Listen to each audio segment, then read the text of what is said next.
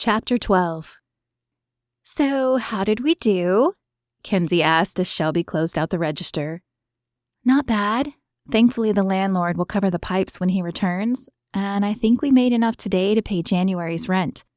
At least we will if the clinic tomorrow night is a success as well." "Well, that's good. Thank goodness Tucker Jackson came along when he did, right?" Kenzie had that annoying lilt in her voice, the one she used when she was trying to persuade someone to do what she wanted. But Shelby was immune. She'd become Kenzie's friend because she enjoyed hanging out with her, not because she'd been sucked in by the charms that seemed to make everyone else fall under her spell. Shelby shrugged. "I guess. I mean, he's certainly been helpful, but we'll have to see how tomorrow goes." She placed the money in the deposit bag and zipped it closed. Kenzie rolled her eyes. "He's been amazing, and you know it. This is about that reporter, isn't it?" Heat flamed across Shelby's cheeks, and she turned away as if looking for something. She hated that Kenzie knew her so well, hated that she was envious of the reporter. Or maybe not the reporter per se, but the way Tucker had interacted with her. He'd been charming and smiley, almost flirtatious. Maybe it had just been to get a good interview, but she was no longer sure.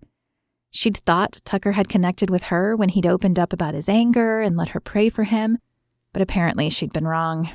It's not about the reporter, though. Did you see the way he acted?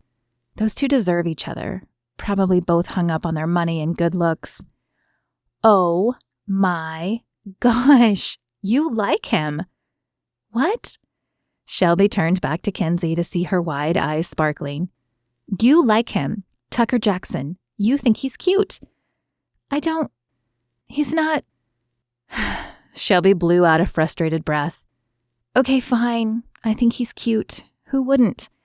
But it's not like it matters. I'm not the type of girl that a guy like Tucker notices. He notices girls like you and Sylvie Sanders. I think you're being entirely too hard on yourself.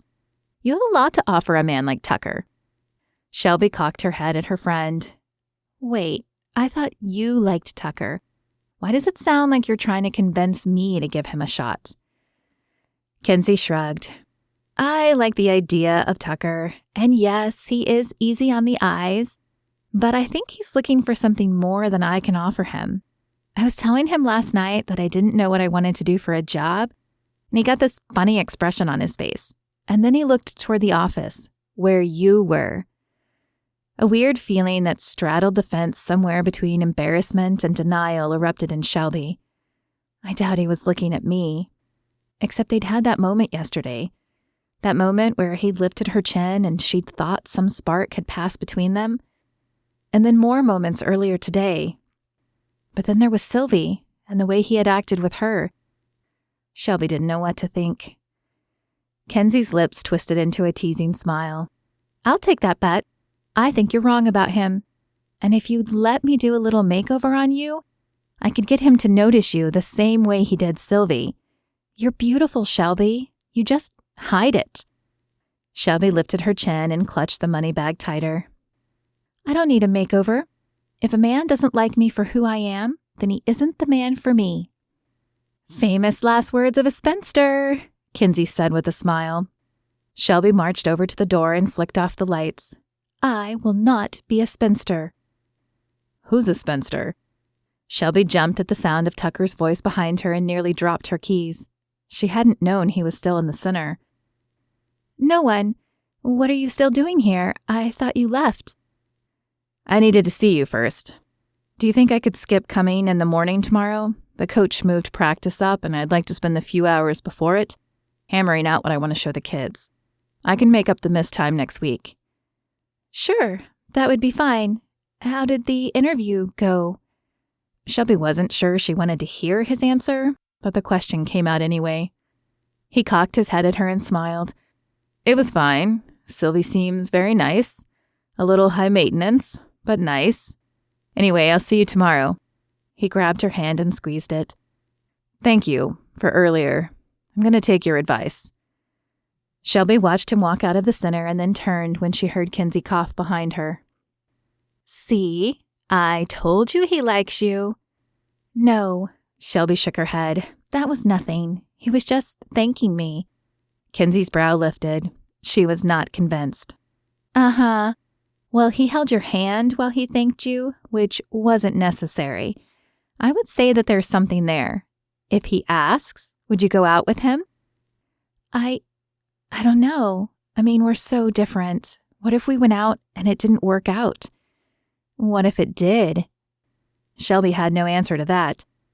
She'd only had a few steady boyfriends, and they had all seemed to become bored with her long before they even thought of proposing to her. Could Tucker be different? Was there something to the old saying that opposites attract?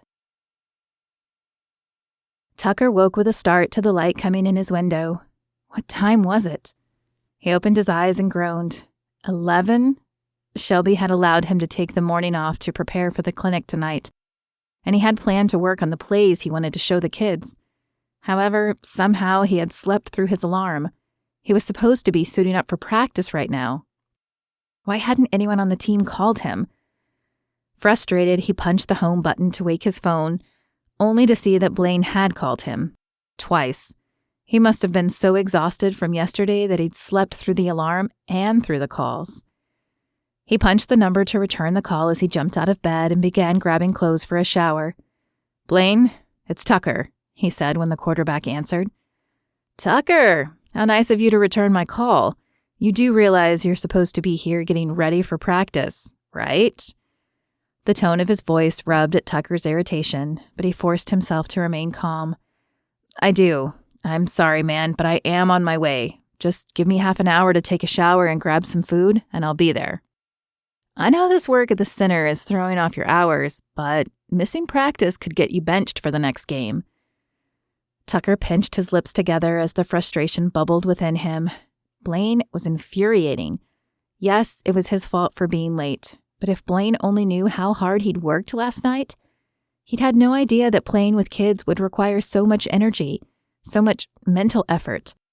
Blaine probably didn't either. The man most likely didn't even have a family. He was probably some amazing AI unit as perfect as he was. Tucker was about to issue a snide retort when Shelby's words from yesterday flashed in his mind. Though he wasn't sure he was ready to come back to God fully, he was prepared to try. He issued a silent prayer, hoping that God would understand his hesitation, and then took a deep breath. "I understand, Blaine. I'll be right there." He jumped into the shower, wishing he had more time to enjoy the warm pelts of water. For as long as he could remember, he'd enjoyed showers. The heat, the steam, the feel of the water washing away the old.